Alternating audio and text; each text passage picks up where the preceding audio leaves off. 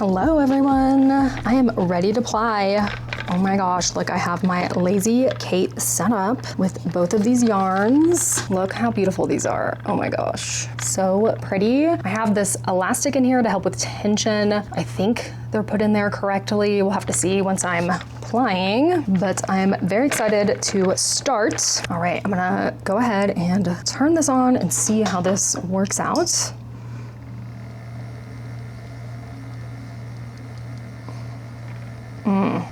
Too much tension. I mean, so far so good. I just don't want them to spin like all around like that. See how that does that? Okay. I would love like a diagram. I did look up a video from the Dreaming Robots website. I didn't listen to it, of course. I just simply watched it, I guess, if that makes sense. Okay, I'm gonna try to see if I can figure this out. So I indeed did not have the elastic set up. I have the elastic right here on this side. It goes around the peg and then over here. And that should help, I think. I don't really know how it helps. This one maybe seems better. I don't know. We're just gonna go with it because I just wanna ply. I wanna see what's going on here.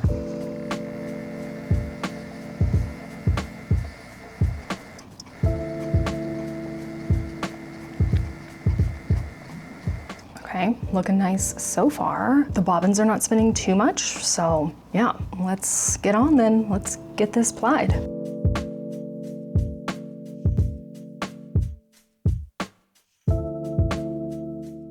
Good morning, everyone. Here is what the plying is looking like. Pretty, definitely giving some autumn vibes, jewel tones. It's really pretty. Today, I'm gonna be doing some dyeing. Yes, I showed you this fiber that I got in the last video. This is 1 pound or 500 grams of merino wool. I'm gonna start dyeing it so I can spin it, so I can eventually weave a blanket, which I explained also in my last video about the blanket. I think I decided on colors. I like the fading or like the ombre of the colors of the blanket, so I kind of wanna do purple. I wanted to do originally purple kind of fading to orange, but like blending orange and purple together is not gonna create a pretty color. It could be pretty, it could be like this like purple, brown to orange, but I'm not sure if I wanna like experiment like that, or at least not yet. So I think I'm gonna do like purple blending to blue. They did like dark gray squares or like a grid on the woven blanket. And I think I wanna do, I don't know, like I could do the gray, which is like neutral and it makes sense, but maybe I wanna do another color. I don't know. I'm still undecided on that, but for now I'm gonna dye some purple today, I think. But I'm gonna try to do, I think I'm gonna do two, I'm just not sure how to split up the fiber. Do I wanna do like 250 grams or do I wanna do like 100 gram increments? Because I'm not sure how much yarn each square is gonna take. So I don't wanna do like too much of the same color. I was gonna say I could always like over dye it, but if I spin it, that's kind of hard to do. So, but I could just dye the yarn that I spun. Oh my gosh, there's so many options and I just don't know what to do. This is my plan. I think I wanna do 100 grams, but I think I wanna do like maybe half of that purple and then like another half a lighter purple. Oh, I don't know. Yeah, I'm not really sure. I think I'm just gonna like start it and then go from there. It's like, it's not gonna matter too much because I feel like it's gonna be pretty no matter what, but you know, it's like hard to envision what's going on in my mind because there are so many steps. Obviously I'm dyeing the fiber, then I have to spin it, then I gotta weave it. So it's like hard to think in my mind what I have to do, especially since I'm like a new weaver. I'm just not sure how much yarn these panels are gonna take because I don't wanna do too much of the same color of purple. Yeah, so I don't know, but let's figure it out in the kitchen where I'm gonna be dyeing. So I've split this fiber in half. First, this fiber was weighing 100 and now it's weighing like 150 when it should be weighing 250. I'm gonna use another scale and see if it works a little bit better. Okay, 223. And then if I just put this on here, 450, it should be 500 grams. So I don't know if I didn't get 50 grams that I should have gotten or if my scales are wrong. But I split this directly in half. So this should be technically 250 grams. I would like to just dye, I think 100 grams because I usually spin in 100 gram increments. So that makes it kind of hard to split because I can never split it directly, but it doesn't really matter because it's all gonna get spun eventually. So untwist this, oh my gosh. Now I don't exactly know how accurate these scales are. I really need to get some like weights or something to properly calibrate them, but I don't have anything right now. I should really get some stuff though. Okay, this says like 100 grams. So I'm gonna split it here. It might be more, it might be less, but that's okay because it's all gonna get spun up anyway, and it's all gonna get dyed, so it doesn't matter. I'm gonna go ahead and put water and citric acid into my pan right here, and then I'm gonna soak my roving for a little bit so it gets adequately acidified, and then we can start the dye process. So I think I figured out what I wanna do. I think I'm going to dye this just like a base purple, spin it, and then when it's all spun up, I'm going to dye it again in the ombre fading pattern that I want. I think that's the easiest way because if I do that with the roving, like how I prepare the roving for spinning will totally ruin the fading ombre effect. So I think I'm just gonna do like a base dye, and then once I spin it up, do a over dye of the colors and patterns that I want. So that is my plan. It is ready to go. I have like no water in here at all, but I'm going to be pouring in a dye solution. So I'm gonna be doing like water and a little bit of the dye, pouring that in, and then I'm going to do some speckling just so I can have some more, I don't know, visual appeal, some texture or something like that. So it doesn't look like it's all one solid color. I kind of like it funky like that. So that's what we're gonna do. I hope it works out. Let's get started. As I'm looking through my dyes, I have lilac, periwinkle, sky blue. That's it. I should probably buy more purple dye, that's for sure. Definitely before I dye the yarn, but I think I'm gonna start with lilac and then maybe do some speckles of periwinkle. So I'm gonna be putting some lilac into a jar and then adding some water and then pouring that over. Okay, it is ready. Are we ready?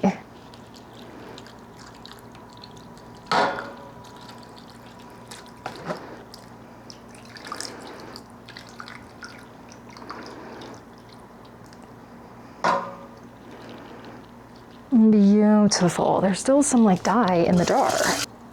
I don't want to add too much liquid because I do want to do some speckling.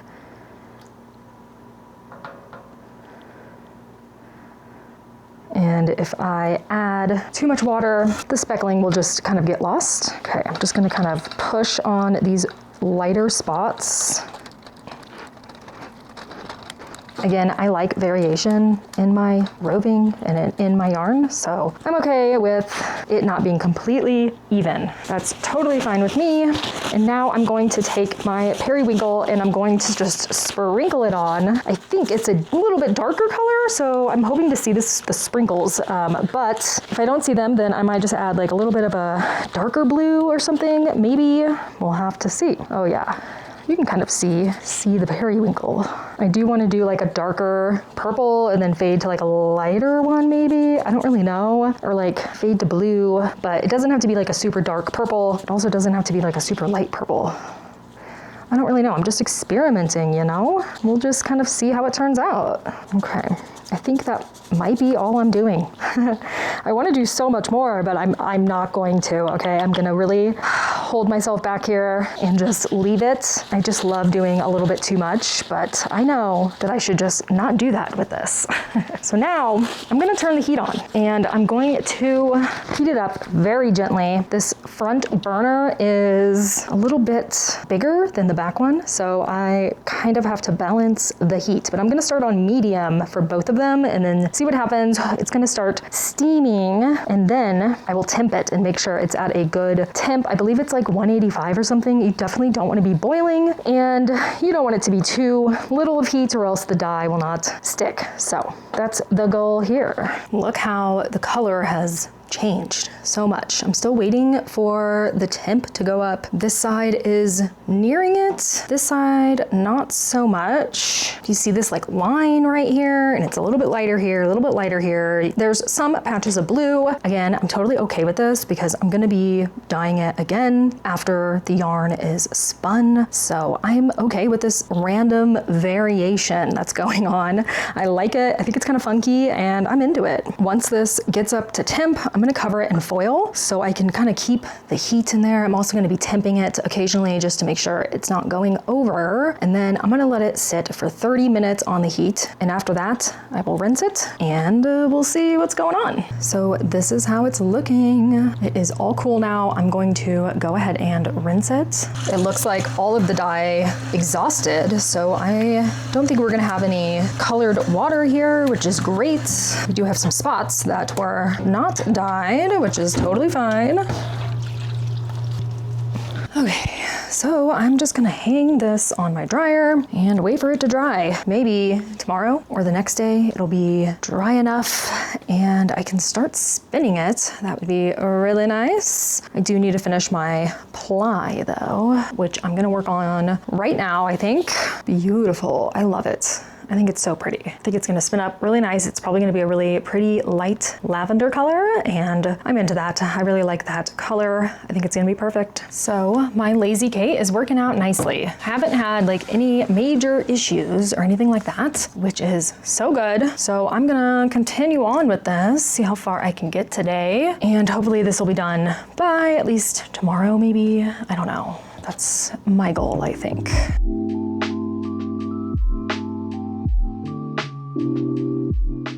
I wanted to show you the results of the dyed roving. Here's what it looks like. It's so pretty. I love it. I love it. I think I'm gonna try to spin some right now just so I can see what's going on. But here is what it looks like. It's all over the place with the colors, but you know, sticking to the same theme, blue, purple. Of course, there are some patches of spots that were not dyed, which is fine because when you spin it, everything kind of blends together and you won't really notice anything. Plus, I'm gonna over dye it, so it will be dyed again. But I think I am going to just start prepping it and I'm gonna try to spin a little bit and see what happens. I think that this project is gonna keep me very busy spinning all of this yarn for my future woven blanket.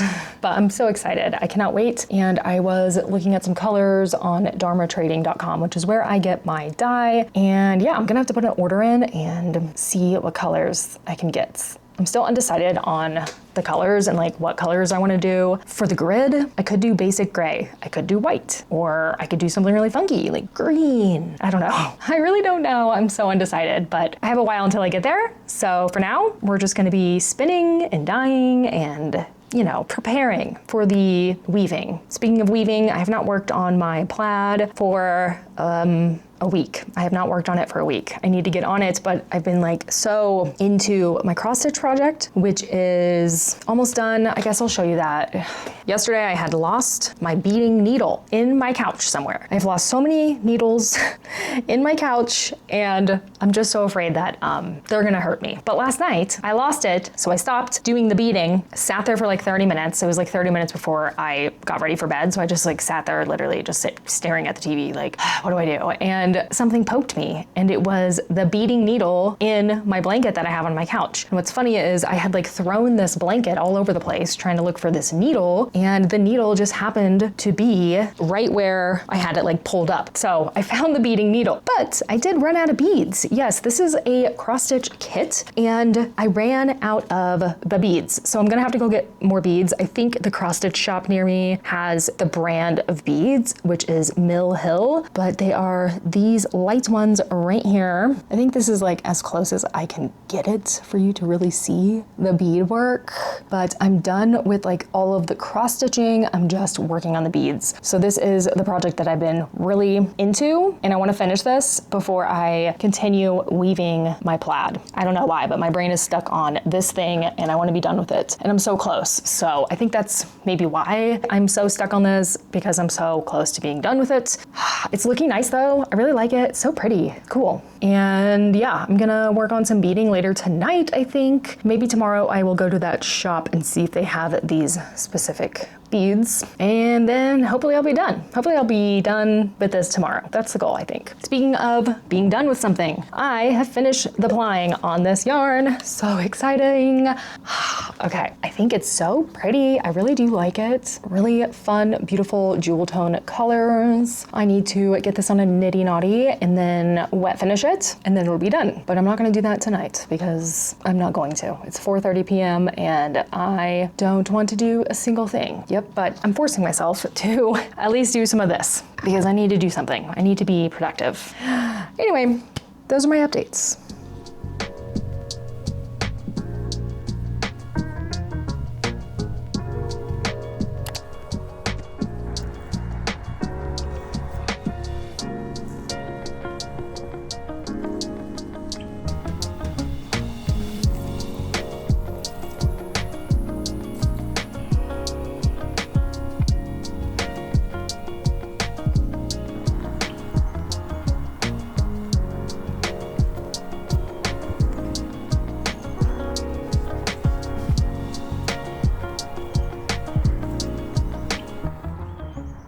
All right, so I just went to my local cross stitch shop so I could buy more beads for my cross stitch project that I'm doing. Well, I kind of blacked out and I spent too much money and I got a lot of patterns, but I love them so much. Here are the beads that I got. Wow, lovely, so good. And I guess I'll show you all my patterns. So I really liked that Mill Hill African Daisies pattern that I'm working on right now. It came with the beads, it was a kit. And so I was looking at their other kits because I thought that was so fun. Why not try another one? And this is the one that I got. It's called Bunny Garden. I like that there's so much going on and it's so cute and it's garden themed. I love gardening, so it's perfect. It comes with the canvas, beads, and floss. Very excited to get started with this. I love it. Ooh, there's one called Fairy House and it's like a cottage and there's mushrooms. Beautiful. Oh my gosh. Yeah, so you should check out Mill Hill. These kits are called Button and Beads. They're so cool. I like that they're just like one kit and they're kind of small, so you kind of get through it fast and they're fun. So cute. Love this. Now I saw this pattern the last time I was there and I wanted to get it, but I didn't because I was buying too much already. So this time around, I bought it. This is from By the Bay Needle Art, and I think the pattern is called Soul Food for the Needlesmith.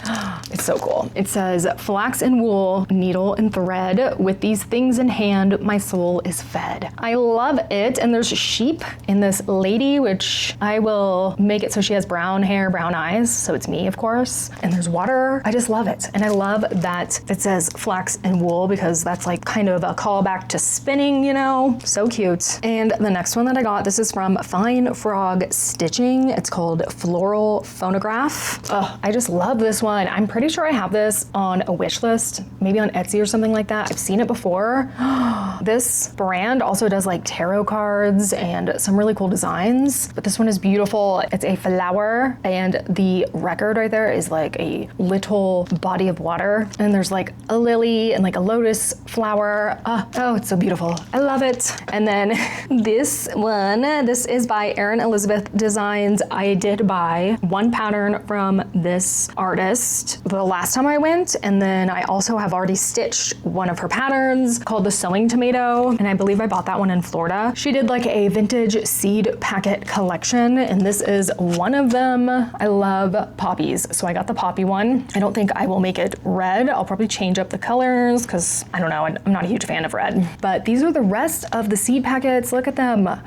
They're so cool. It'd be so cool to do all of these eventually. I also really like the pansy one and the lilac one, but I decided to do the poppy one for now. And then on this one, oh, I just love it. It's amazing. This is from the designer Counting Puddles. I'm not like a huge fan of like home sweet home patterns. There's so many of those out there. This one is called Home Sweet Home, but I love it. I liked the purple. I like the clouds. I like that this is like a cottage garden and it's leading up to a little cottage in a forest.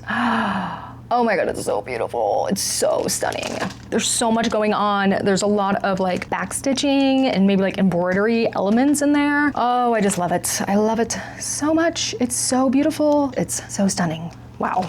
Okay. And then the last pattern. This one is real funky. There's a lot going on, and I kind of like that. I kind of like that a lot. It is from Just Nan, and I was looking through all of the Just Nan patterns. There's so many cool ones. This one is called Common Ground. Oh, there's so much going on. Okay. First of all, it comes with beads and embellishments in this little like needle case, which is so cute. Then this is the pattern. I will read it to you. It says, "We share with all who stitched before and those who follow after, birds and flowers, peaceful hours, sunshine, tears, and laughter," which I love that so much. Something about this just called to me. There's so much going on. There's a lot of like little bead elements in there, and the flowers and bees and the colors, birds, butterflies. It's just amazing. I don't think I have a pattern like this. I'm not usually called to like these type of patterns that are kind of like samplers, you know. I'm just like not a sampler girl. So this is definitely something different that I picked up, but I'm excited to work on it because there are just so many little elements going on and beadwork and just strange things. And I like that. I like that a lot. Oh my goodness. Look at all of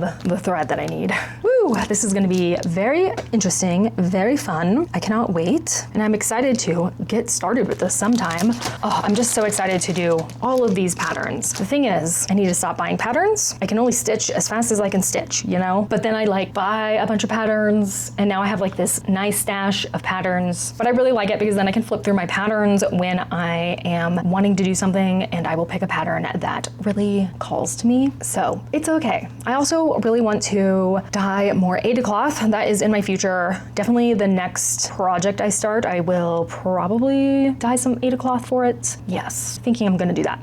Anyway, that was my cross stitch haul. I am now banned from a stitching shop in Denver, and I can't go back until I've done 5 patterns, or if I need more beads. But that is gonna be my rule. Well, that's it. Thank you guys so much for watching this video. I hope you enjoyed it. It's kind of random, kind of all over the place. I don't know, that's just me in my life all the time. But I hope you enjoyed it, and I will see you next week. Thank you so much. Goodbye.